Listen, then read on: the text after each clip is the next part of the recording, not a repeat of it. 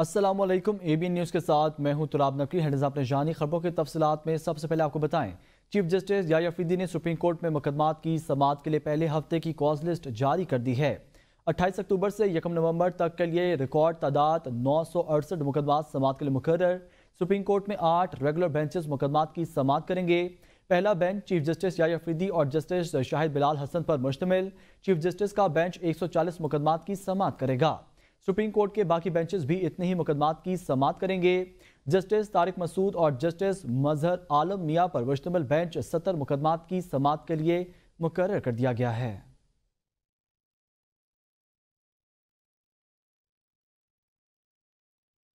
رواں سال سرکاری حج پیکج 10,65,000 سے 10,75,000 کے درمیان رکھنے کی تجویز۔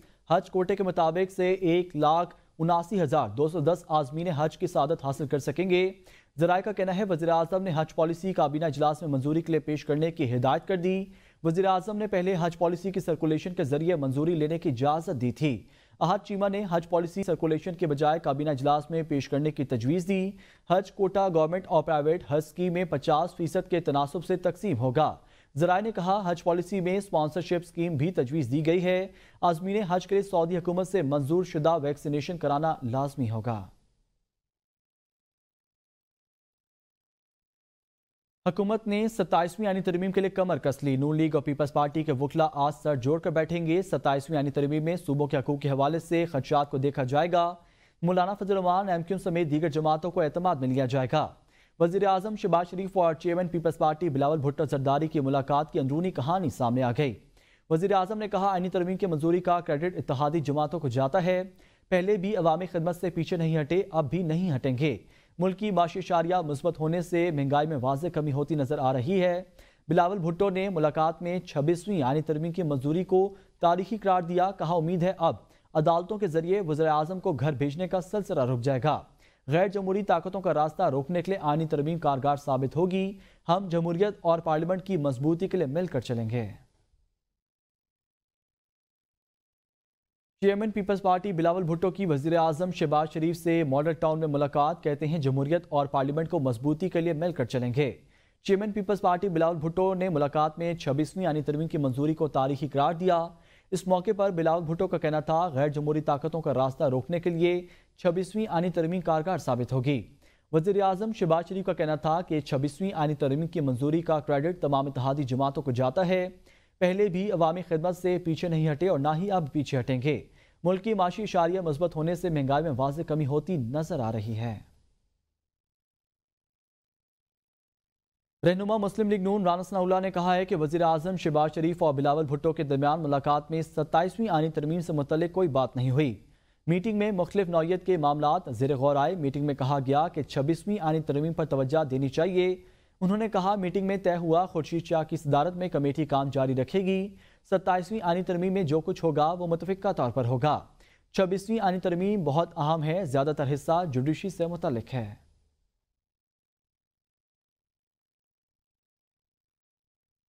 PTI کے سیکرٹری جنرل سمان اکرم راجہ کہتے ہیں 26ویں آئینی ترمیم میں مسودے پر اتفاق نہیں ہوا تھا۔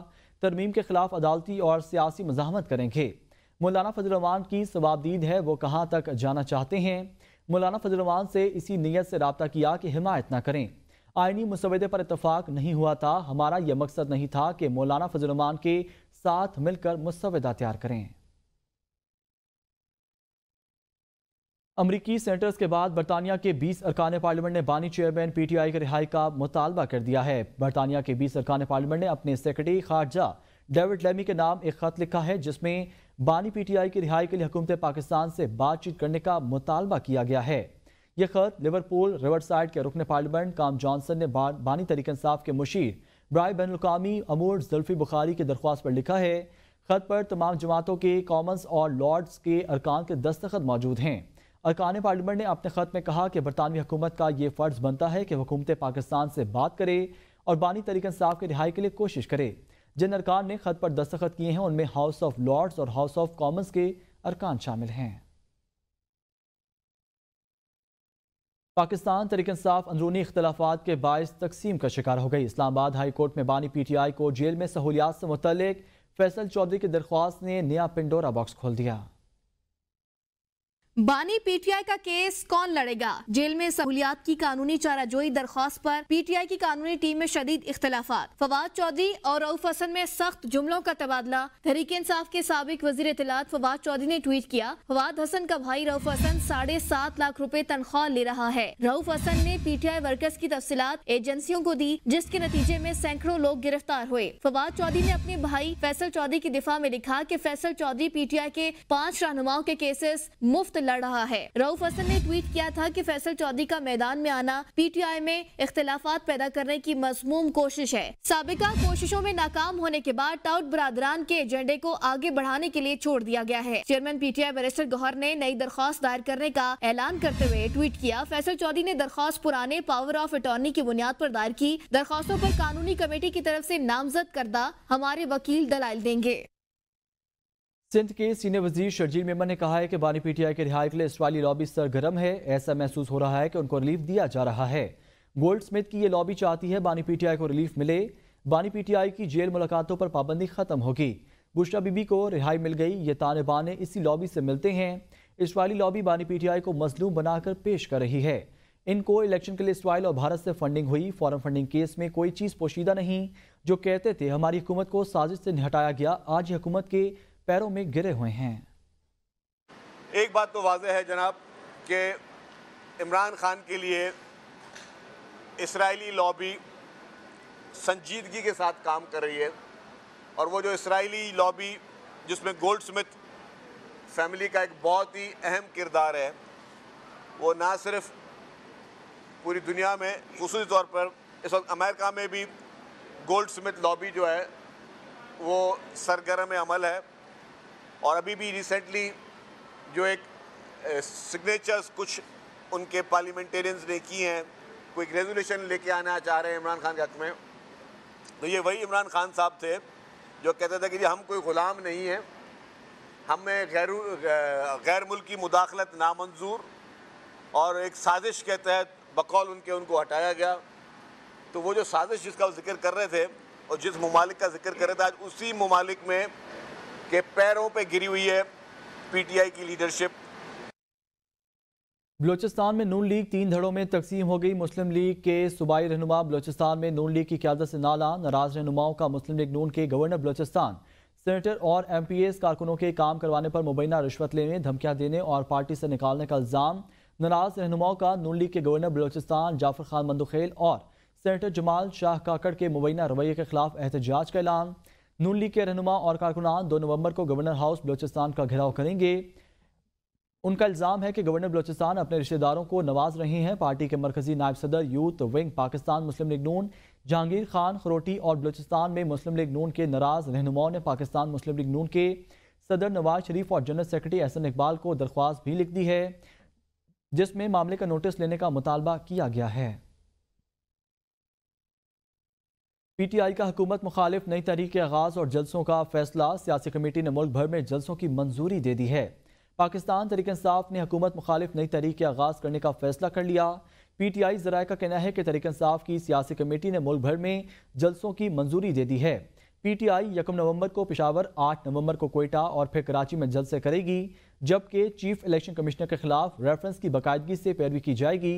इलावा तहरीक इंसाफ की सियासी कमेटी ने सुप्रीम कोर्ट और हाई कोर्ट्स में केसेस की बाकायदा पैरवी की हिकमत अमली की मंजूरी भी दी है। पीटीआई कोर कमेटी ने बानी चेयरमैन और उनकी अहलिया की मुलाकातों पर आयद पाबंदी के खात्मे और मुलाकातों की फौरी बहाली का मुतालबा किया है। अमीर जमात इस्लामी हाफिज निमरमान का कहना है कि नून लीग की 40 साल की हुकूमत रही, क्यों मईशत ठीक ना की। वज़ीर ख़जाना औरंगज़ेब के इदाद शुमार से नहीं बल्कि गैस, बिजली बिलों और करियाना स्टोर से पता चलता है कि असल हकीकत क्या है। उन्होंने मज़ीद कहा कि कश्मीर जिहाद के ज़रिए ही आज़ाद होगा। अगर मुज़ाकरात से मसला हल होता तो कब का हल हो जाता। पाकिस्तान में ऐसी पार्टियां हैं जो मोदी से दोस्ती की बातें करती हैं। मियाँ साहब कहते हैं कश्मीरियों की आज़ादी के बगैर भारत से पींगे बढ़ाएंगे। मईशत किसने खराब की है? जिस 40 साल से मुस्लिम लीग नवाज की हुकूमत है पंजाब पे और पाकिस्तान में आगे पीछे करके करते रहते हैं, इन 40 साल में आपने क्यों मईशत खराब करके दी है हमें ना? ये गलत किस्म के आदाद व शुमार हमें बताते रहते हैं। वजीर खजाना उनके आदाद व शुमार से नहीं पता चलती। मुल्क की मईशत और महंगाई का हाल کریانہ اسٹور پہ پتہ چلتا ہے, بجلی کے بل میں پتہ چلتا ہے, گیس کے بل میں پتہ چلتا ہے. جب بچے بیمار ہوں, گھر والے بیمار ہوں اور آپ کے پاس علاج کے پیسے نہ ہوں تو پتہ چلتا ہے ملک کی معیشت کیا ہے. جتنا کشمیر ملا ہے یہ بھی جہاد کے نتیجے میں, اور جب بھی یہ آزاد ہوگا جہاد سے ہی آزاد ہوگا. مذاکرات سے اگر یہ مسئلہ حل ہو رہا ہوتا تو مذاکرات کے تو پتہ نہیں کتنے دور ہوئے ہیں. اگر پاکستان میں ایسے لوگ, ایسی پارٹیاں موجود ہیں جو کشمیریوں کی قربانی کو ایک طرف رکھ کے مودی سے دوستی کی باتیں کرتے ہیں تو پاکستانی قوم انہیں نشان عبرت بنا دے گی انشاءاللہ. ابھی میاں صاحب نے فرمایا تھا, بڑے میاں صاحب نے, کہ میں تو جو ہوں مودی سے دوستی کا خواہاں ہوں, چاہتا ہوں کہ وہ آتے ملاقات ہوتی, ہم تو جو ہے وہ بات آگے بڑھانا چاہتے ہیں. پشاور انڈسٹریل اسٹیٹ میں ڈائپر اور ٹیشو پیپر کے کارخانے میں وقفے وقت سے آگ کے شعلے اٹھنے لگے. آگ پر 30 گھنٹے بعد بھی قابو نہ پایا جا سکا. فیکٹری میں کولنگ کا عمل جاری, تاہم وقفے وقفے سے متاثرہ ملبے سے چنگاریاں اٹھنے کے نتیجے میں آگ بھی بھڑک اٹھی ہے. ریسکیو حکام کا کہنا ہے عمارت میں آگ کے باعث دراڑیں پڑ چکی ہیں, گرنے کا خدشہ ہے. متاثرہ عمارت کے ملبے سے چنگاریاں اٹھنے کے نتیجے میں آگ بھڑک اٹھی ہے. سابق گورنر کے پی حاجی غلام علی نے کہا ہے کہ انتہائی افسوس اور دکھ کا مقام ہے کہ صوبے کے دارالخلافہ میں ایک فیکٹری میں آگ لگی جاتی ہے اور 24 گھنٹے بعد بھی اس پر قابو نہ پایا جانا حکومت اور اداروں کی ناکامی کا ثبوت ہے. ریسکیو انچارج جمیل خان کے مطابق فیکٹری میں لگی آگ پر قابو پانے کی کوشش تاحال جاری ہے. آگ کنٹرول کرنے کے بعد ہی مکمل قابو پایا جائے گا.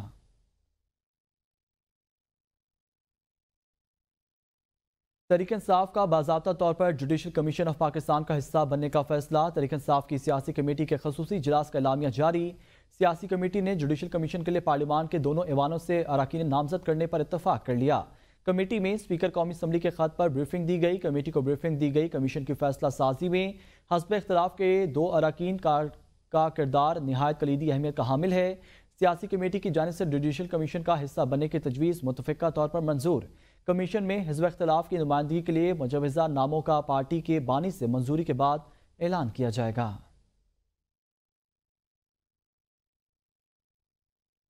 سکردو سے راولپنڈی جانے والی مسافر بس حادثے کے شکار ہو کر گہری کھائی میں جا گری. افسوسناک حادثے میں 4 افراد جاں بحق جبکہ متعدد افراد زخمی ہو گئے ہیں. بدقسمت بس اپر کوہستان کے علاقے شتیال میں شہر کراکرم پر موڑ کاٹتے کے دوران بے قابو ہو کر گہری کھائی میں جا گری. ابتدائی اطلاع کے مطابق اندھوناک واقعے میں 4 افراد جاں بحق ہو گئے ہیں. متعدد افراد زخمی ہوئے ہیں جبکہ ہلاکتوں کی تعداد میں اضافے کا خدشہ ظاہر کیا جا رہا ہے. حادثے کی اطلاع ملنے پر ریسکیو اور پولیس کی ٹیمیں جائے حادثہ کی طرف روانہ ہو گئیں. حادثے میں زخمیوں کو مقامی افراد نے اپنی مدد آپ کے تحت ریسکیو کر کے قریبی ڈسپنسری منتقل کر دیا. مزید ریسکیو کاروائیاں جاری ہیں. اندھیرے اور دشوار گزار راستے کے باعث ریسکیو امدادی سرگرمیوں میں مشکلات کا سامنا ہے. مسافر بس میں خواتین اور بچوں سمیت 30 سے زائد مسافر سوار تھے.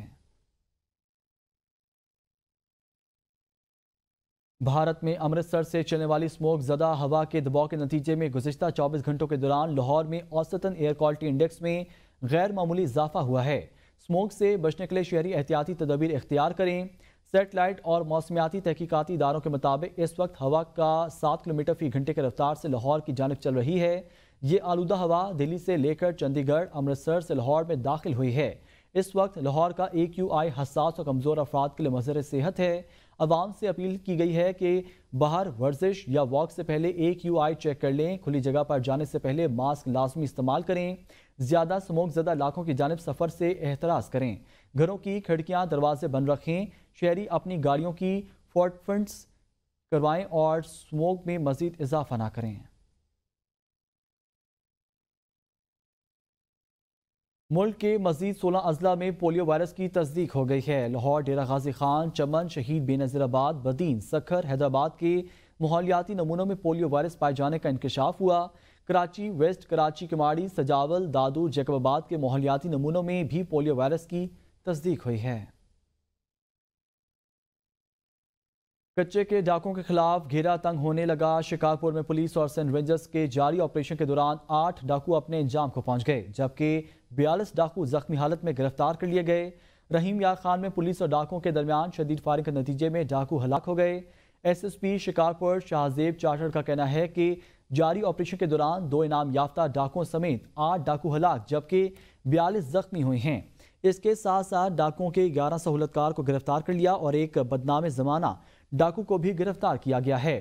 رحیم یار خان میں پولیس اور ڈاکوں کے درمیان شدید فائرنگ کا تبادلہ، 2 خطرناک ڈاکو ہلاک ہو گئے۔ اسلحہ اور موٹر سائیکل برآمد۔ پولیس ترجمان کے مطابق پولیس کو عام کے باغات میں ڈاکوؤں کی موجودگی کی اطلاع ملتی ہی پولیس رسپانس پر ڈاکوؤں نے پولیس پر شدید فائرنگ شروع کر دی۔ جوابی کارروائی میں ڈاکو ہلاک ہو گئے۔ پولیس نے ناجائز اسلحہ اور ڈاکوؤں کے زیر استعمال موٹر سائیکل برآمد کر لی۔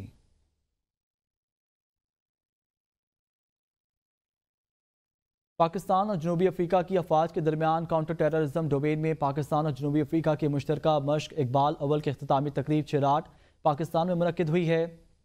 ISPR کے مطابق 2 ہفتے طویل مشق کا آغاز 15 اکتوبر 2024 کو ہوا۔ مشق میں اسپیشل سروسز گروپ، پاک آرمی اور جمہوریہ جنوبی افریقہ کی اسپیشل فورسز کی 2 ایکس کامبیٹ ٹیموں نے حصہ لیا۔ اختتامی تقریب میں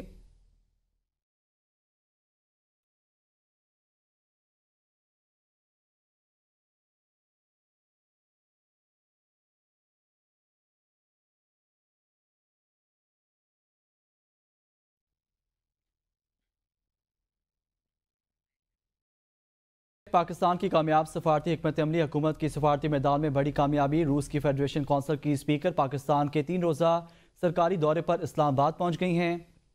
سفارتی ذرائع نے روسی اسپیکر کے دورے حکومت کی بین الاقوامی روابط بحالی کی کوششوں کا نتیجہ قرار دے دیا۔ روسی اسپیکر دورے کے دوران صدر مملکت آصف علی زرداری اور وزیر اعظم شہباز شریف سے اہم ملاقاتیں کریں گی۔ سینٹ کے خصوصی اجلاس سے خطاب بھی کریں گی۔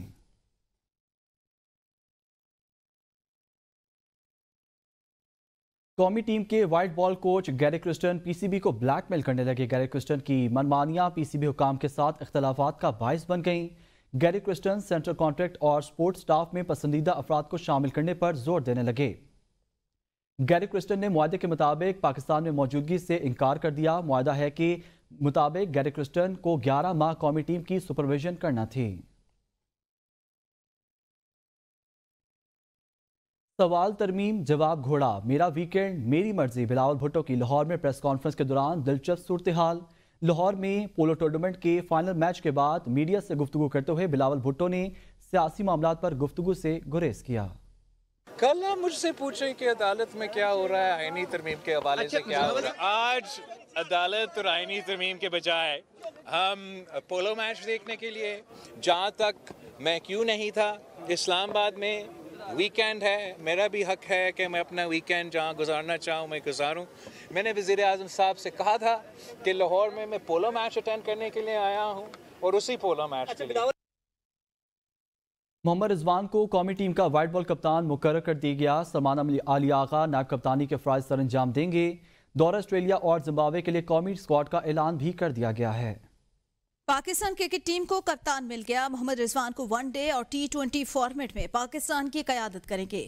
سلمان علی آغا کو نائب کپتانی کی ذمہ داری سونپ دی گئی۔ بابر اعظم، نسیم شاہ اور شاہین شاہ کی ٹیم میں واپسی۔ تینوں کھلاڑی دورہ آسٹریلیا میں ان ایکشن ہوں گے، جبکہ زمبابوے کے خلاف ون ڈے اور T20 سیریز میں تینوں کھلاڑیوں کو آرام دیا جائے گا۔ کپتان محمد رضوان آسٹریلیا کے خلاف ون ڈے اور T20 دونوں میں دستیاب ہوں گے۔ زمبابوے کے خلاف T20 سیریز میں رضوان کو آرام دیا جائے گا۔ پاور ہٹر فخر زمان، آل راؤنڈر شاداب خان، افتخار احمد کو آسٹریلیا اور زمبابوے کے خلاف اسکواڈ میں شامل نہیں کیا گیا۔ عامر جمال، عرفات منہاس، فیصل اکرم، حسیب اللہ، محمد عرفان، سائم مجوب کا ون ڈے میں ڈیبیو متوقع۔ جانداد خان اور سلمان علی آغا کو پہلی مرتبہ T20 اسکواڈ میں شامل کیا گیا۔ فاسٹ بالر محمد حسنین کی بھی ٹیم میں واپسی ہو گئی۔ حسنین ون ڈے میچوں میں اسکواڈ کا حصہ ہوں گے۔ دیگر کھلاڑیوں میں عبداللہ شفیق، فیصل اکرم، حارث رؤف، کامران غلام، شاہنواز دھانی اور طیب طاہر ون ڈے اسکواڈ میں شامل۔